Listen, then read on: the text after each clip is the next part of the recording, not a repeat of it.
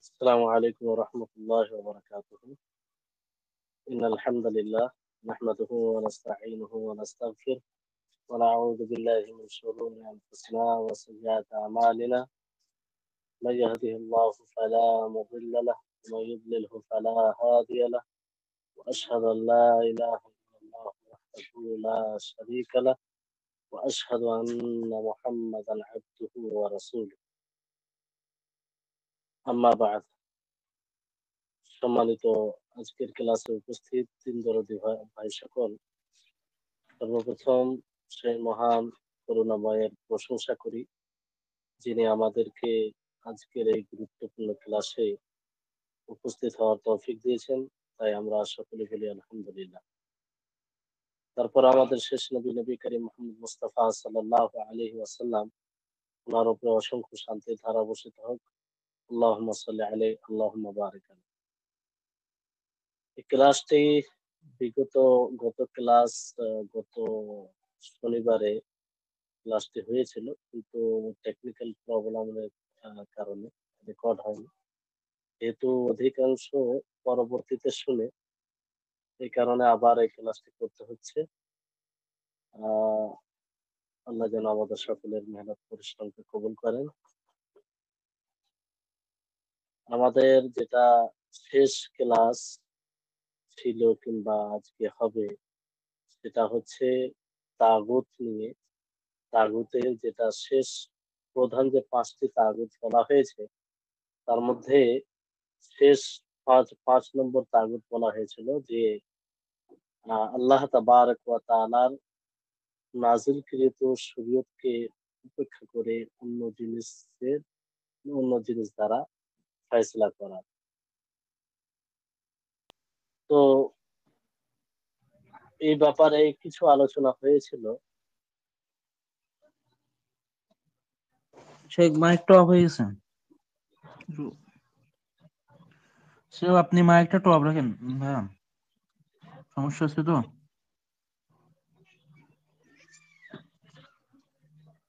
শেখ মাইকটা অফ হয়ে গেছে আপনার, একটু অন করে দিন।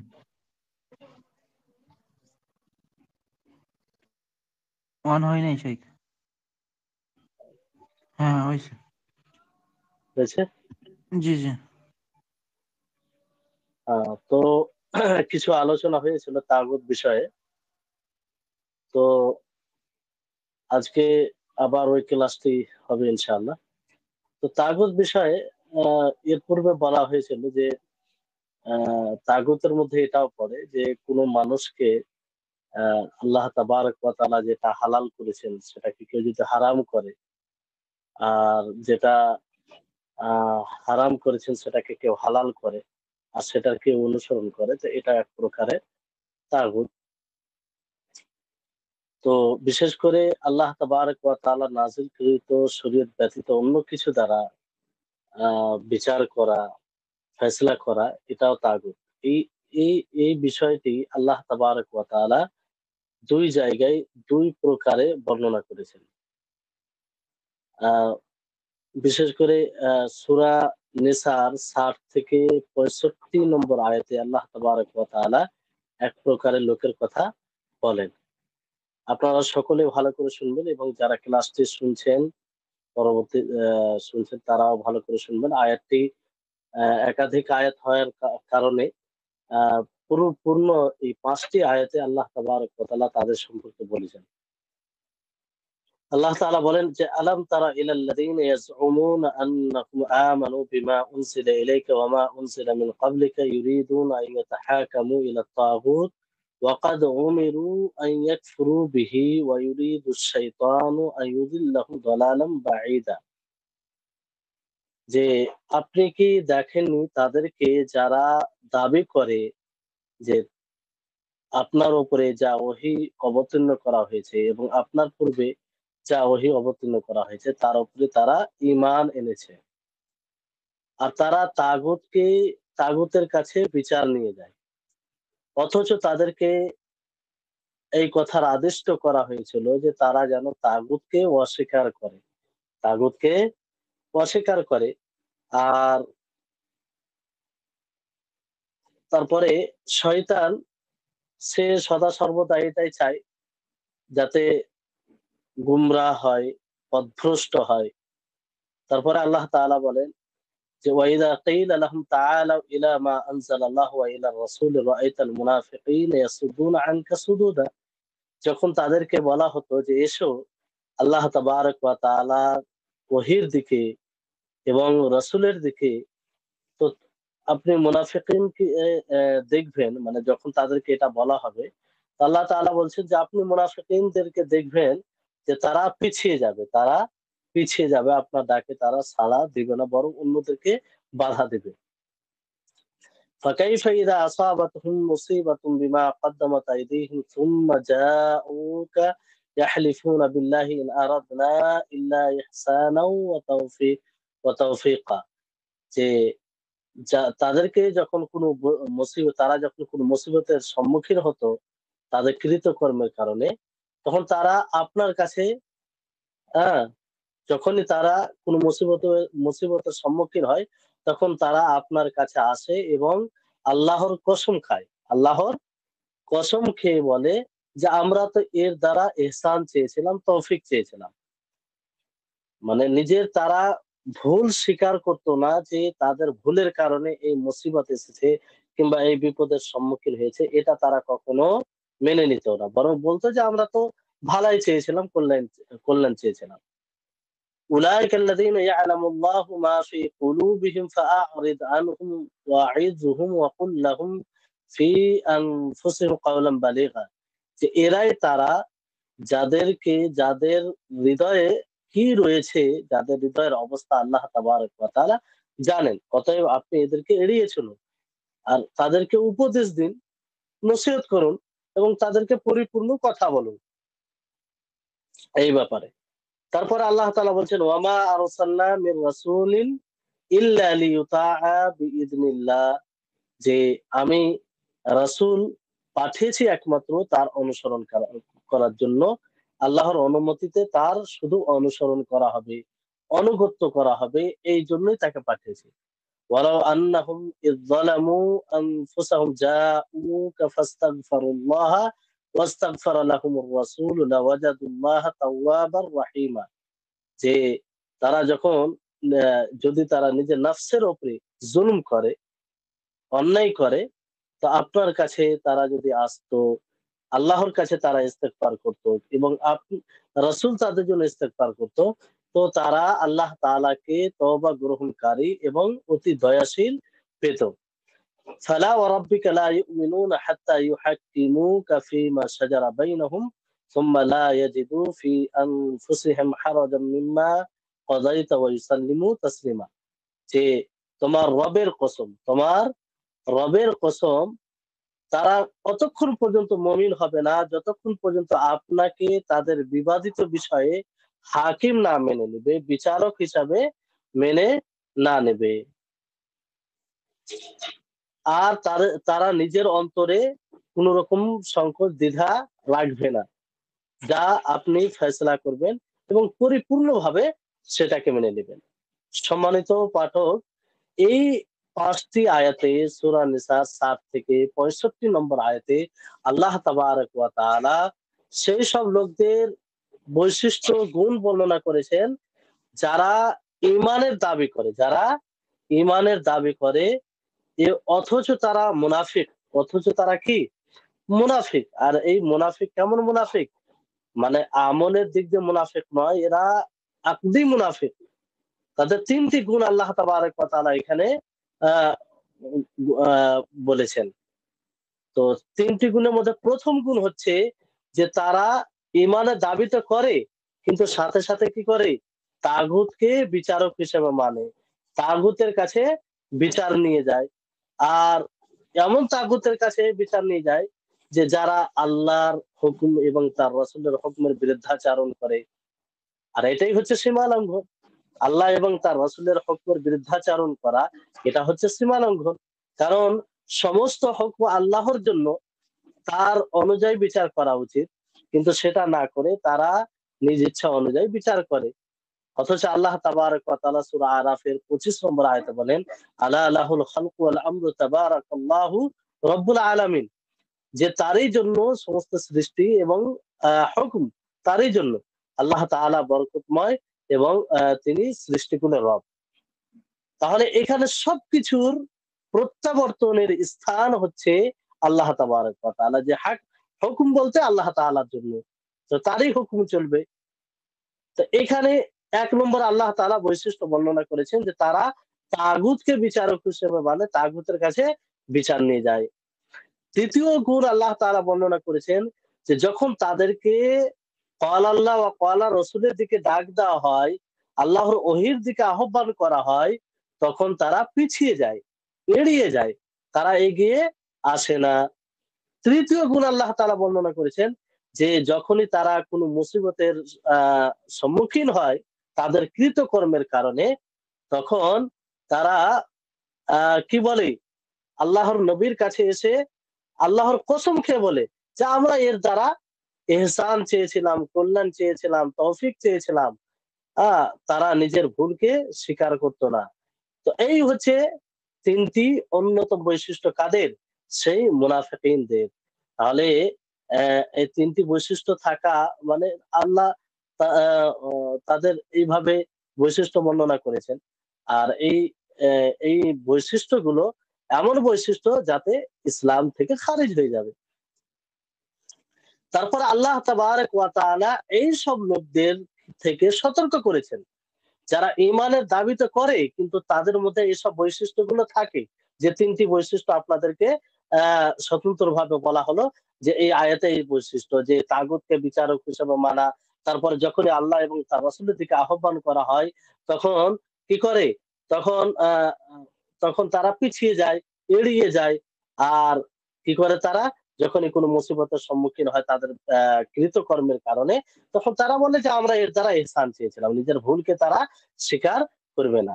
তো আল্লাহ তাবারাক ওয়া তাআলা এদের থেকে সতর্ক করেছেন আর বললেন যে আল্লাহ তাআলা জানেন এদের হৃদয়ে কি রয়েছে। এরা কি উদ্দেশ্যে এগুলো করছে। তাদের হৃদয় পরিষ্কার পরিচ্ছন্ন নয়। এজন্য আল্লাহ তাবারাক ওয়া তাআলা তিনি নবীকে তাদের উপদেশ দেওয়ার হুকুম দিলেন এবং বললেন আপনি খুব ভালোভাবে তাদেরকে উপদেশ দিন, নসিহত করুন। তারপর আল্লাহ তাবারাক ওয়া তাআলা সুস্পষ্ট করলেন যে আমি কেন রাসূলকে পাঠিয়েছি। ওয়ামা আরসালনা মির রাসূলিন ইল্লা লিইউতাআ বিইذনিল্লাহ। যে আমি রাসূলকে এইজন্য পাঠিয়েছি যে তার অনুসরণ করা হবে, তার আনুগত্য করা হবে। সে যেই অবস্থায় থাক না কেন। পৃথিবীর কোনো পণ্ডিত, কোনো ব্যক্তি যদি আ আ খুব বুদ্ধিজীবী হয়, তার সুউচ্চ চিন্তাধারা থাকে এবং মানুষ তাকে খুব পণ্ডিত মনে করে, তা সত্ত্বেও আ নবীরই অনুসরণ করতে হবে। তারই আনুগত্য করতে হবে। কারণ আল্লাহ তাবারাক ওয়া তাআলা রাসূলকে এইজন্যই প্রেরণ করেছেন। ওমা আরসালনা মির রাসূলিন ইল্লা লিইউতাআ বিইذনিল্লাহ। তো এইজন্য সদা সর্বদা সর্ব অবস্থায় আল্লাহ নবীর অনুসরণ করতে হবে। তো বিচার করতে গিয়ে আমরা অন্য কাউকে বিচারক হিসেবে কেন মানব? তাকে বিচারক হিসেবে মানতে হবে। এইজন্য আল্লাহ তাবারাক ওয়া তাআলা তারপরে কি করলেন? নিজের রুবুবিয়তের প্রভুত্বের কসম খেয়ে বললেন যে বিশেষভাবে কসম খেয়ে বললেন এবং রাসূল সাল্লাল্লাহু আলাইহি সাল্লাম যে রিসালাত সঠিক এদিকেও ইঙ্গিত করা হয়েছে।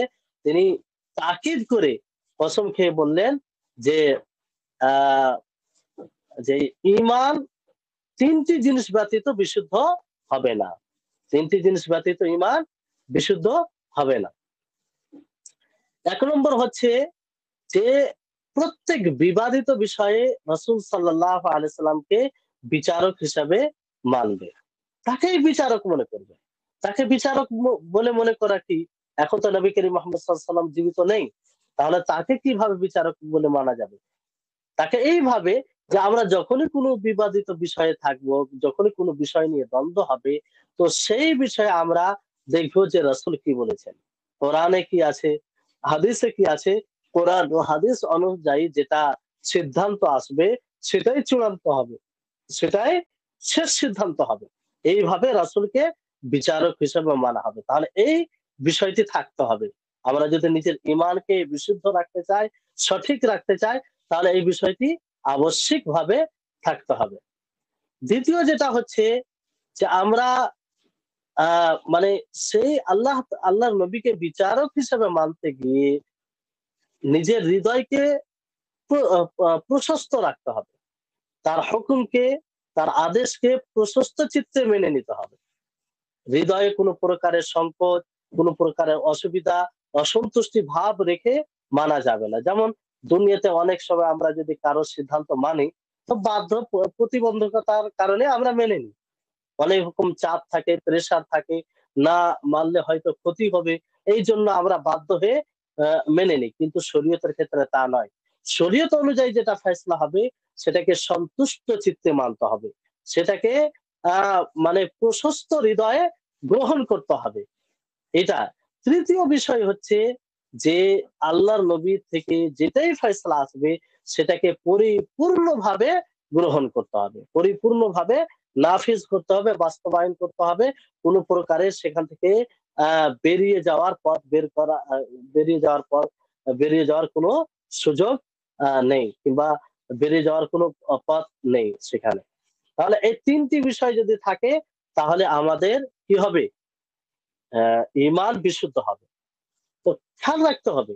আল্লাহ তাবারাক ওয়া তাআলা কসম খেয়ে বলেছেন যে ফালা ওয়া রাব্বিকা লা ইউমিনুনা হাত্তা ইউহাক্কিমুকা ফীমা শাজারা বাইনাহুম সুম্মা লা ইয়াজিদু ফি আনফুসিহিম হারা আ তো এইভাবে আল্লাহ তাআলা বলেছেন যে নিজের প্রভুত্বের রুবুবিয়তের কসম খেয়ে বলেছেন যে অতক্ষণ পর্যন্ত মুমিন হতে পারবে না যতক্ষণ আ যতক্ষণ পর্যন্ত একজন ব্যক্তি রাসূল সাল্লাল্লাহু আলাইহি সাল্লামকে বিচারক হিসেবে মেনে নিবে এবং রাসূলের প্রত্যেকটা আদেশকে প্রশস্ত চিত্তে আ অসন্তুষ্টি ভাব না রেখে সেটাকে গ্রহণ করবে।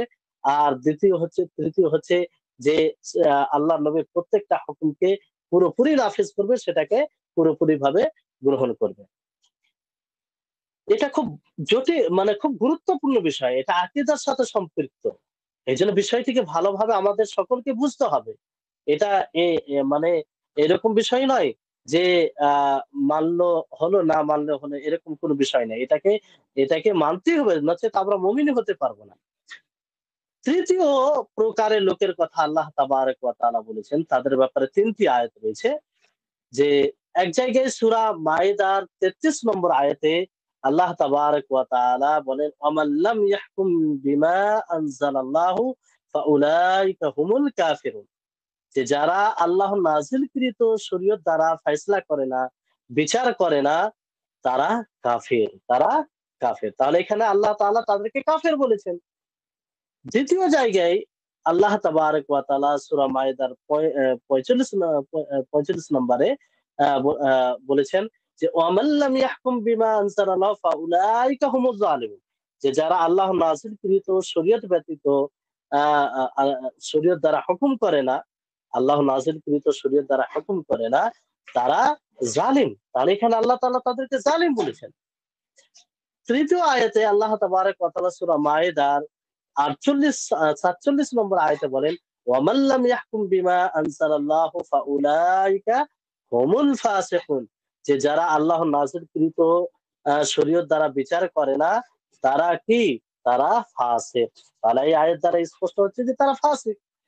এখন বিষয়টি হচ্ছে, প্রশ্নটা হচ্ছে যে আল্লাহ তাবারাক ওয়া তাআলা তাদেরকে এক আয়াতে কাফির বললেন, এক আয়াতে জালিম বললেন, আর এক আয়াতে কি বললেন? ফাসিক বললেন।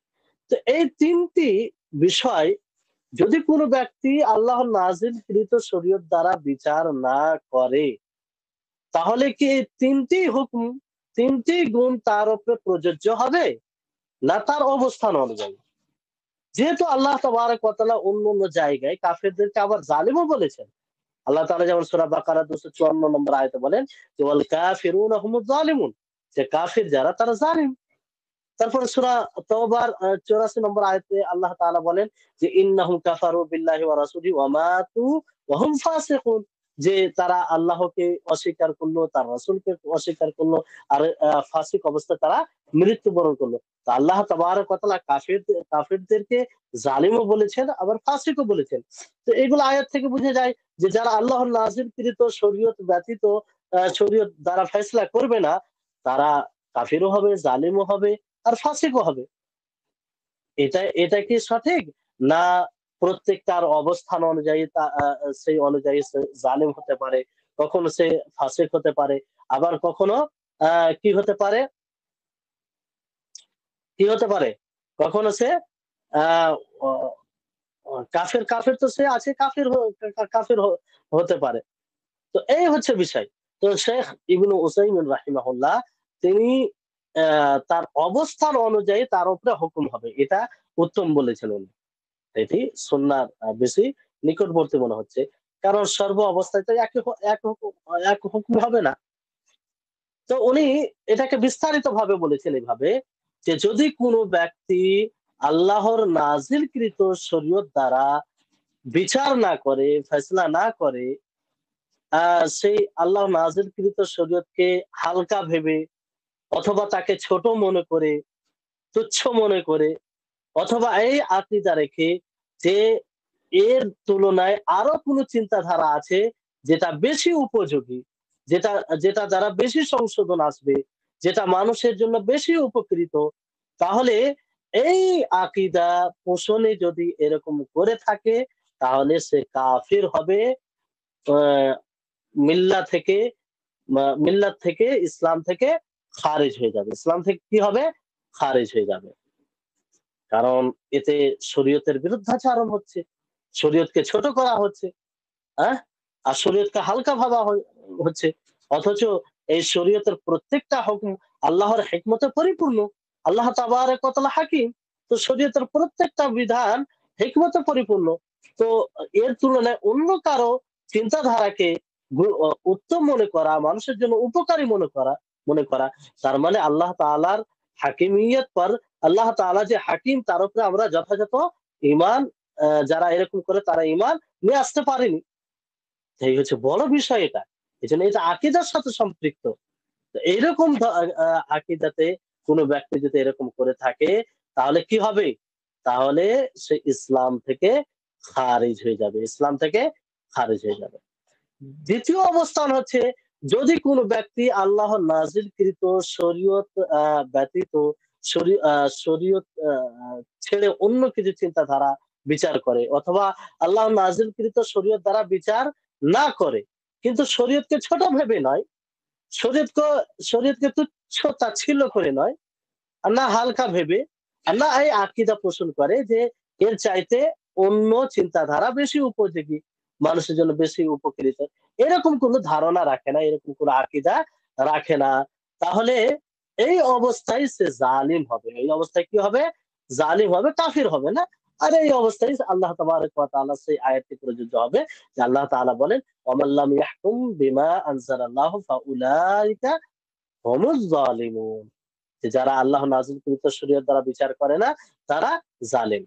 তৃতীয় অবস্থান হচ্ছে যে যারা আল্লাহ নাযিলকৃত শরীয়ত দ্বারা বিচার করে না, আল্লাহর হুকুমকে ছোট ভেবে নয়, না হালকা ভেবে, না এই আকীদা পোষণ করে যে অন্য চিন্তাধারা বেশি উপযোগী, মাখলুকের জন্য বেশি উপকৃত, এই ধরনের কোনো আকীদা পোষণ করে না।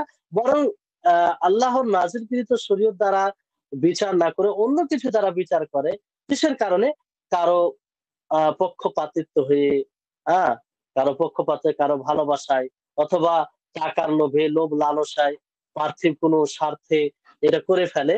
তাহলে আর সে সেটাকে হারাম মনে করে। সেটাকে কি মনে করে? হারাম মনে করে, সে গুনাহ মনে করে। কিন্তু দুনিয়ার লোভ লালসায় সে এটা করে ফেলে। তাহলে এই অবস্থায় সে কি হবে? ফাসিক হবে। এই অবস্থায় আল্লাহ তাবারাক ওয়া তাআলা সেই আয়াতটি প্রযোজ্য হবে। আল্লাহ তাআলা বলেন, "ওয়ামান লাম ইয়াহকুম বিমা আনজালাল্লাহু ফাউলাইকা হুমুল ফাসিকুন।" ফাউলাইকা হুমুল ফাসিকুন। তাহলে এই হচ্ছে খুব সুন্দর ইবনে উসাইমিন রাহিমাহুল্লাহ এটার ব্যাখ্যা করেছেন। তো এই ৩ অবস্থান, ৩টি অবস্থান, প্রত্যেক অবস্থানের জন্য আলাদা হুকুম। শেখুল ইসলাম ইবনে তাইমিয়া রাহিমাহুল্লাহ তিনি যে ওলামাদেরকে রব বানিয়ে নেওয়া, ওলামাদেরকে রব বানিয়ে নেওয়া, এটা দুই দুই দুই কারণে হয়, দুই দিক দিয়ে হয়। এক নম্বর হচ্ছে যে তারা জানবে যে আল্লাহর দিনকে পরিবর্তন করছে, আল্লাহর দিনকে পরিবর্তন করছে, অতঃপর তারা তাদের অনুসরণ করবে। তাদের কি করবে? অনুসরণ করবে। তাদের অনুসরণ করবে তারা। হ্যাঁ, অনুসরণ করবে এবং এই ধারণা রাখবে যে আহ তারা কিসের আকীদা রাখবে? যে আল্লাহ তাআলা যেটাকে হারাম করেছেন সেই হারামকে হালাল মনে করবে। আল্লাহ তাআলা যেটা হালাল করেছেন সে হালালকে কি মনে করবেন? হারাম মনে করবেন। আর এইভাবে তারা জানা সত্ত্বেও নেতাদের কি করবে? অনুসরণ করবে। নেতাদের অনুসরণ করবে। এইভাবে তারা রাসূলের দ্বীনের বিরুদ্ধাচারণ করবে। তো এটা কুফর। এটা কি? কুফর। মানে এটা ইসলাম থেকে খারিজ হয়ে যাবে। আর এই আমলের মাধ্যমে আল্লাহ এবং তার রাসূলের উভয়ের সাথে শিরক হয়। আল্লাহ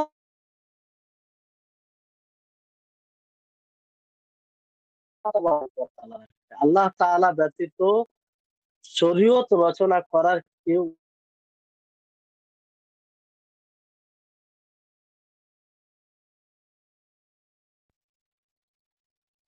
আর একজন কেউ আল্লাহ তাআলার হারামকৃত জিনিসকে হালাল করে আর হালালকৃত জিনিসকে হারাম করে। তো এইভাবে শরীক করা হচ্ছে। অনুরূপভাবে আহ রসুলের সাথে শিরক করা হয়। কারণ আল্লাহ যে জিনিসকে হারাম করেন সেটার খবর কে দিবেন? আল্লাহর রাসূল দিবেন। তো ওই জায়গায় অন্য কোনো মানুষ আল্লাহর অনুমতি ব্যতীত হালাল জিনিসকে হারাম আর হারাম জিনিসকে হালাল করছে, তাহলে এইভাবে তাদের সাথে শিরক করা হলো। এটা একটা দিক। আর একটা দিক তিনি বর্ণনা করেছেন যে তাদের ধারণা হবে যে তাদের আকীদা এরকম হবে এবং ঈমান হবে যে হারামকে তারা হালাল মনে করবে। হারামকে তারা হালাল মনে করবে অথবা হালালকে তারা হারাম মনে করবে এবং হারামকে তারা হালাল মনে করবে। এরকম। কিন্তু তারা এটা আল্লাহর মাসিয়াতে, আল্লাহর পাপে তারা তাদের অনুসরণ করবে। কি করবে? এটাকে গুনাহ মনে করবে, পাপ মনে করবে।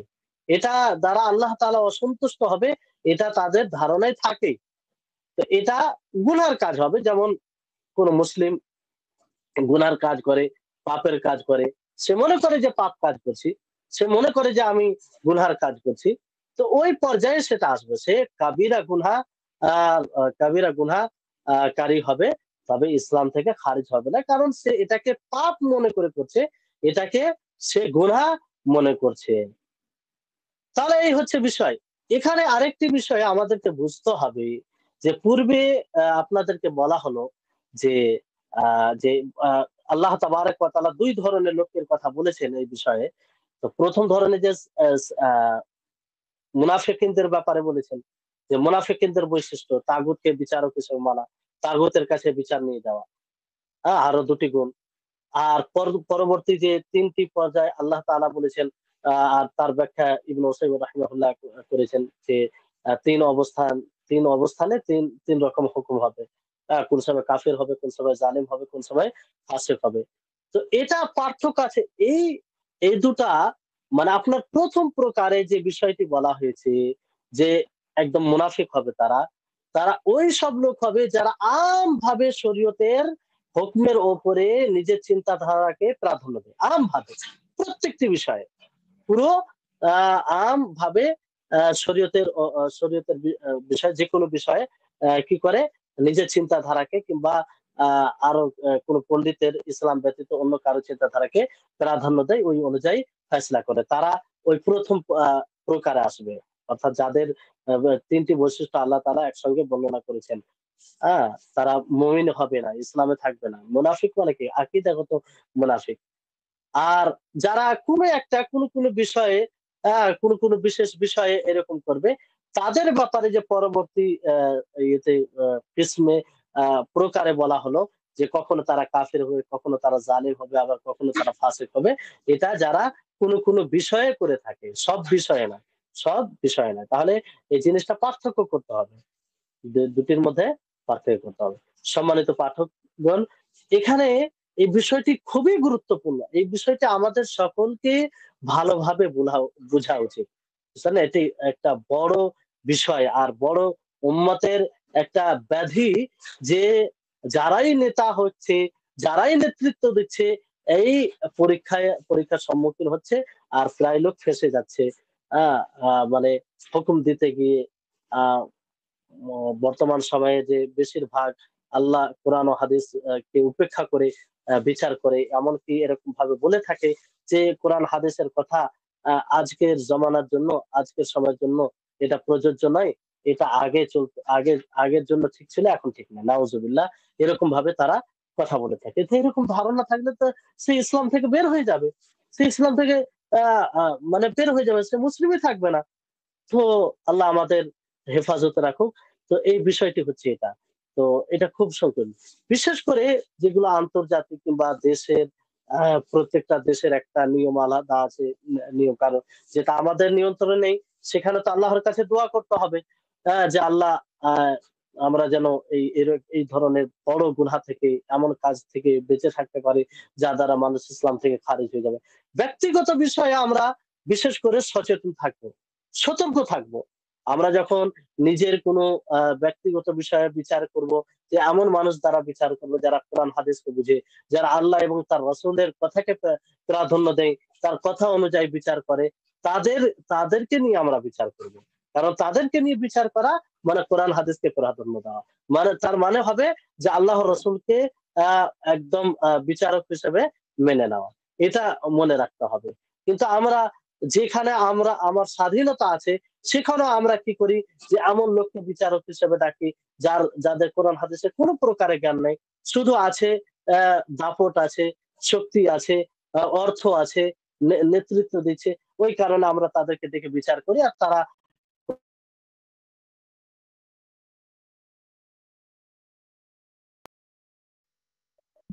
তাহলে কারণ প্রকৃত ইজ্জত ও ইজ্জত সম্মান আল্লাহ এবং তার রাসূলের জন্য, তার হুকুম অনুযায়ী বিচার হবে। তাহলে এখান থেকে বোঝা যাচ্ছে যে আল্লাহর নাজিলকৃত শরীয়ত দ্বারা বিচার করা এটা ওয়াজিব, আবশ্যিক, এবং তাগুতকে কি করতে হবে?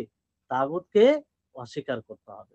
তারপরে দলিল হিসেবে আল্লাহ তাবারক, লেখক রাহিমাহুল্লাহ তিনি একটি আয়াত এনেছেন সেখানে, যে লা ইকরাহা ফিদ্দীন ক্বাদ তাবায়্যানার রুশদু মিনাল গাই, যে দ্বীনে কোনো প্রকারের জবরদস্তি নেই, কারণ হক বাতিল থেকে সুস্পষ্ট হয়ে গেছে। দেখেন এখানে আল্লাহ তাবারক ওয়া তাআলা যে এই কথা বললেন, যে দ্বীনে কোনো প্রকারের জবরদস্তি নেই, জবরদস্তি করা যাবে না। জবরদস্তি কোন জিনিসে করা হয়?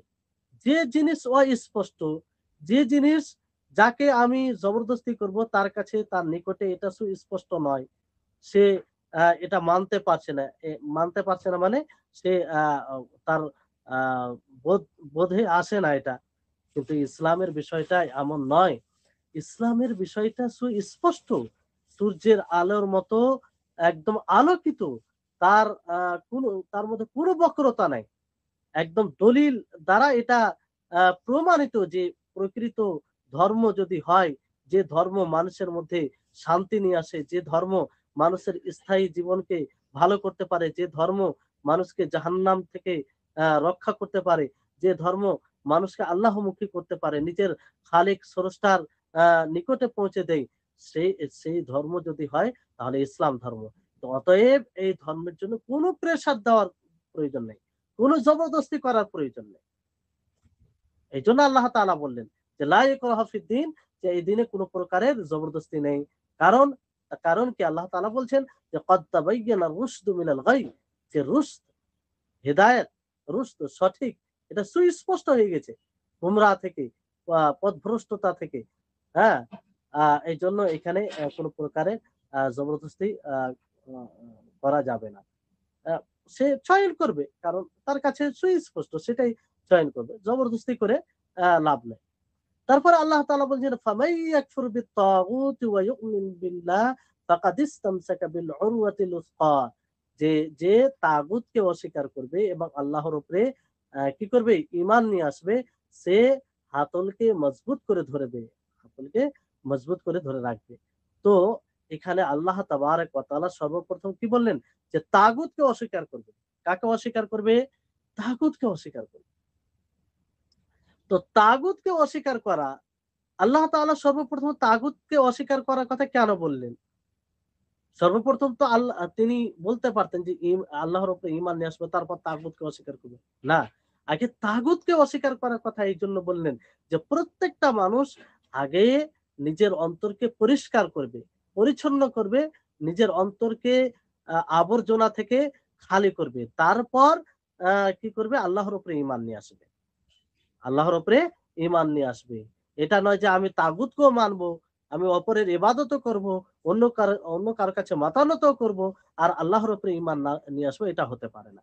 এইজন্য এটাকে বলা হয় তাখলিয়া, তাহলিয়া।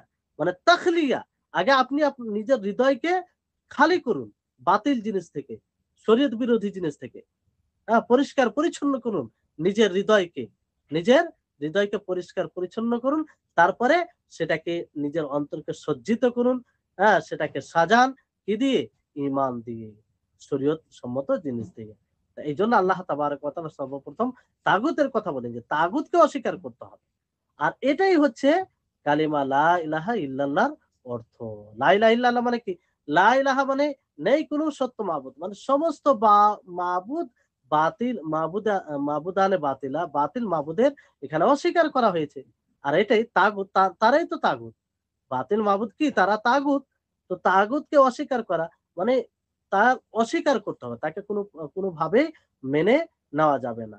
তবে ইয়াকফুরুত তাগুত এর অর্থ হচ্ছে যে লা ইলাহা ওয়া ইউমিন বিল্লাহ ইল্লাল্লাহ, যে একমাত্র প্রকৃত যদি মাবুদ হয়, ইবাদতের উপযুক্ত হয়, প্রকৃত সবকিছু ইবাদতের যার জন্য করা যাবে, সেই সেই যদি হয়, তাহলে সেই আল্লাহ। তাহলে এটা কালিমা লা ইলাহা ইল্লাল্লাহর অর্থ। আর এখানে আল্লাহ তাবারক ওয়া তাআলা বলছেন ফাকাদিস্তামসাকা বিল উরওয়াতিল উসকা, যে একে মজবুত করে ধরলো। উরওয়াতুল উসকা বলতে ইসলাম, ইসলামকে যে মজবুত করে ধরলো। তো এখানে আল্লাহ তাবারক ওয়া তাআলা ইস্তামসাকা শব্দ ব্যবহার করেছেন। ইস্তিমসাক, হ্যাঁ, তামাসসাকা শব্দ ব্যবহার করেননি।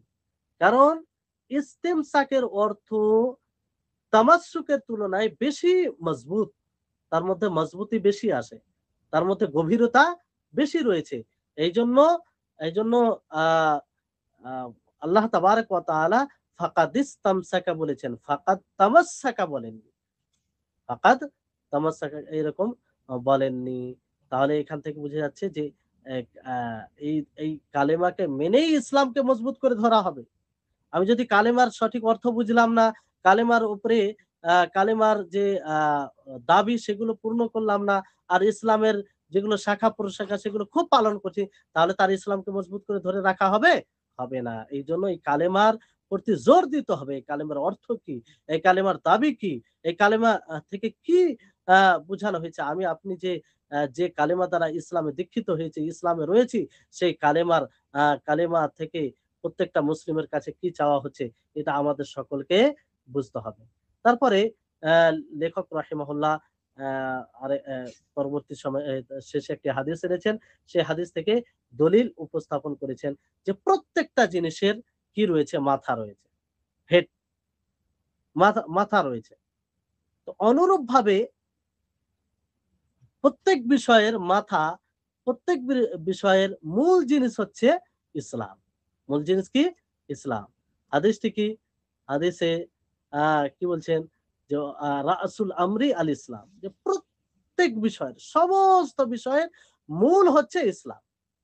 ইসলাম ব্যতীত সমস্ত জিনিস অসম্পূর্ণ, অসম্পূর্ণ, অসম্পূর্ণ। ইসলাম ব্যতীত কোনো জিনিস সম্পূর্ণ হতেই পারে না। এই পার্থিব জগতে যে যতই উন্নতি করুক না কেন, যে যতই উন্নতির শিখরে পৌঁছে যাক না কেন, ইসলাম ব্যতীত সেটা সেটা সম্পূর্ণ হতে পারে না। এই জন্য হাদিসে কি রয়েছে? রাসুল আমরি আল ইসলাম, যে সমস্ত বিষয়ের মূল হচ্ছে ইসলাম। এই জন্য ইসলাম দেখতে হবে। আর ইসলামের আপনারা সঙ্গে পড়েছেন পূর্বে যে ইসলাম কি, তো সেই ইসলাম অনুযায়ী সেই ইসলামকে বাস্তবায়ন করতে হবে। তারপরে তারপরে ওয়া উমুদুহু as-সালাহ, তারপর কি বলেন যে তার স্তম্ভ হচ্ছে as-সালাহ। তাহলে সালাত একটা বড় মানে আহ তাওহীদের পরে পরে স্থান হচ্ছে সালাতের। এজন্য রাজে উত্তম কাল অনুযায়ী ইবনে উসাইমিন আরো অনেক অনেক উলামায়ে কেরাম যে যে সালাত ত্যাগ করে সে ইসলামে তার কোনো অংশ থাকবে না। এই ব্যাপারে হয়তো আপনারা পড়েছেন। তো এই সালাতের বিষয়টি খুব গুরুত্বপূর্ণ। তারপরে শেষে ওয়াযিরওয়াতু সালামিহি আল জিহাদ, যে সর্বোচ্চ শৃঙ্গ ইসলামের যদি হয় তাহলে আল্লাহর পথে সংগ্রাম করা, আল্লাহর পথে সংগ্রাম করা, আ জিহাদ করা। কারণ মানুষ যখন নিজের নফসকে সংশোধন করে, সে প্রচেষ্টা করে অন্যদের সংশোধন করা, অন্যদের সংশোধন করা। আর এটা আল্লাহর পথে সংগ্রাম করে যাতে ইসলাম প্রতিষ্ঠিত হয়, ইসলাম প্রতিষ্ঠিত হয়। আর আল্লাহ তাবারক ওয়া তাআলা কালিমা বাণী সুউচ্চ হয়। হ্যাঁ? যাতে আল্লাহ তাবারক ওয়া তাআলা কালিমা সুউচ্চ হয়। আর আ যেটা আ সর্বোচ্চ শৃঙ্গ সেটা আ ইসলাম দ্বারা তার দ্বারা মানে এক কথায় মানে উঁচুতে থাকে সবসময় ইসলামের কালেমা, ইসলামের বাক্য।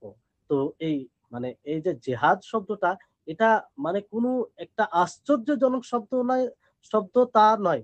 বিষয়টি হচ্ছে এর জন্য বিধিবিধান আছে। এটা কখন করতে হবে, এর জন্য বহু শর্ত রয়েছে। সেই শর্তগুলো পূর্ণ হলে সেটা করা যাবে। হ্যাঁ? যেখানে সেখানে যেমন এই শব্দর, এই ইসলামের এই একটি বিধানের মানুষ অপব্যাখ্যা করে, যেখানে সেখানে এটা বলে, হ্যাঁ? তাদের জ্ঞান জ্ঞানহীনতার এটা পরিচয়। এটা একটা বড় বিষয়। এই বিষয়ে বড় আ আ শর্ত রয়েছে। সেই শর্তগুলো হলে যেটা একটা আ বড় সংগ্রাম জেহাদ বলে জানা যায়, সেটা করা যাবে। আ সেটা ইসলামিক রাষ্ট্র হবে।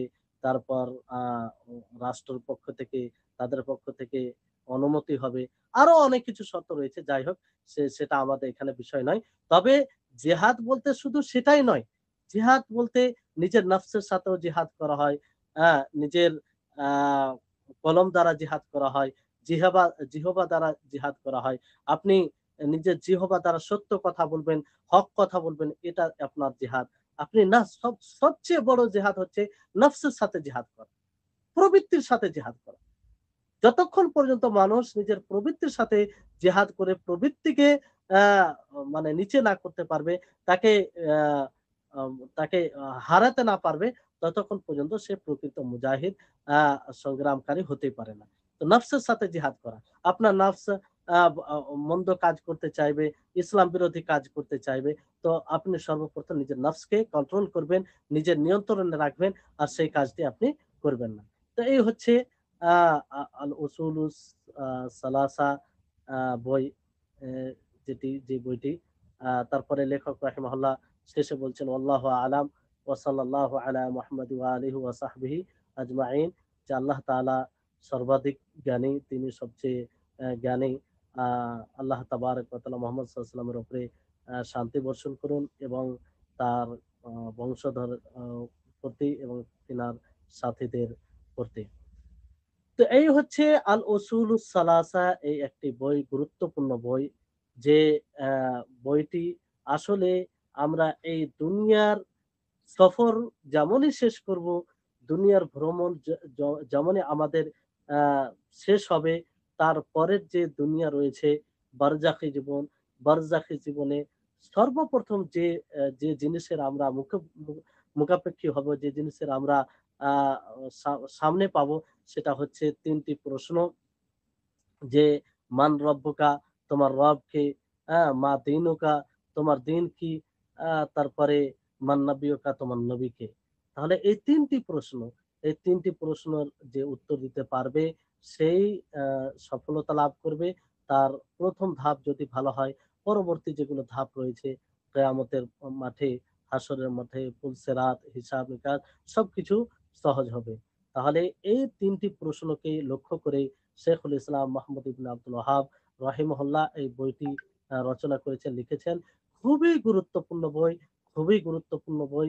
আপনাদের সকলকে এই বইটি একবার নয়, বারবার পড়া পড়া উচিত।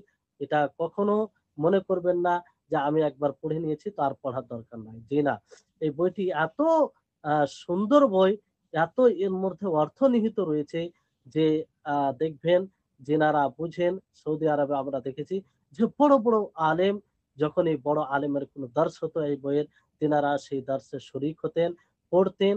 আর সৌদি আরবে ছোট ছোট বাচ্চাদের এই বইয়ের প্রত্যেকটা ওয়ার্ড, প্রত্যেকটা শব্দ তারা মুখস্থ করে ফেলে, তাদের মুখস্থ থাকে। এবং সৌদি আরবে বিভিন্ন বাচ্চাদের নেশাবে রয়েছে, বড়দেরকেও এটা মুখস্থ করানো হয়, এর এবারত সহ মুখস্থ করানো হয়, তাদের ঠোঁটে এগুলো থাকে। মানে তারা যে কোনো সময় এটা পুরো যেমন ভাবে শেখুল ইসলাম মোহাম্মদ ইবনে আব্দুল ওয়াহাব রাহিমাহুল্লাহ লিখেছেন, সেভাবে তারা যে কোনো সময় যে অবস্থায় জিজ্ঞাসা করবেন তারা বলতে পারে। কেন? এটা এই কারণে যে এই বইটার গুরুত্বই এত। এই বইটা খুব গ্রহণযোগ্য হয়েছে, মানুষের দ্বারা অনেক উপকৃত হয়েছে। আল্লাহ তাআলা ওনাকে জাযায়ে খায়ের হোক। আর যা এর দ্বারা মানুষ উপকৃত হচ্ছে, আল্লাহ যেন তিনার সবকিছুকে সাদকায়ে জারিয়া হিসাবে গ্রহণ করেন। আপনাদেরকে বলবো যে এই বইটি বারবার পড়তে থাকবেন। আর বিশেষ করে আল্লাহর রহমতে আমরা যে এই বইটি শেষ করলাম, এই শেষে যে প্রায় 31টি ক্লাস, আজকের ক্লাস নিয়ে 31টি ক্লাস হলো। তো এই ক্লাসগুলো হয়তো অনেকে শুনেছেন আর হয়তো অনেকে শুনেননি। আপনাদের সকলকে অনুরোধ করব যে আপনারা অবসর টাইমে যখনই সময় পাবেন সেই 1 থেকে নিয়ে 31টি ক্লাস শুনবেন। আশা করি উপকৃত হবেন। ইনশাআল্লাহ অনেক কিছু এতে আপনার ঈমান বৃদ্ধি পাবে। আর আপনি নিশ্চিত হবেন যে আমরা কবরে কিভাবে এই ৩টি প্রশ্নের উত্তর দিতে পারবো, কখন আমরা এই কবরে ৩টি প্রশ্নের উত্তর দিতে সক্ষম হব। তো সকলেই পড়ার চেষ্টা করবেন। আর যদি কারো হয়ে যায় তারপর আবার পুনরায় যদি কোনো জায়গায় অসুবিধা হয় তো পড়ার এটা চেষ্টা রাখতে হবে। আর এই শেষে তো এখান থেকে আমাদের ক্লাস শেষ হচ্ছে। আল্লাহ তাআলা যেন আমাদের সকলকে এই এতগুলো পরিশ্রম, যা কিছু আমরা সকলে মিলে করলাম, আল্লাহ যেন কবুল করেন। আর এই বইটির পাঠ যেন আমাদের কবরে ৩টি প্রশ্নের উত্তরে আহ, সহযোগী হয়। আর আমরা যেন সে প্রথম ধাপেই উত্তীর্ণ হতে পারি, বাকি পরবর্তী যেগুলো ধাপ রয়েছে সেগুলো যেন সহজ হয়ে যায়। আল্লাহ তাআলা আমাদের সকলের পরিশ্রমকে ইবাদত হিসাবে গ্রহণ করেন। হুম।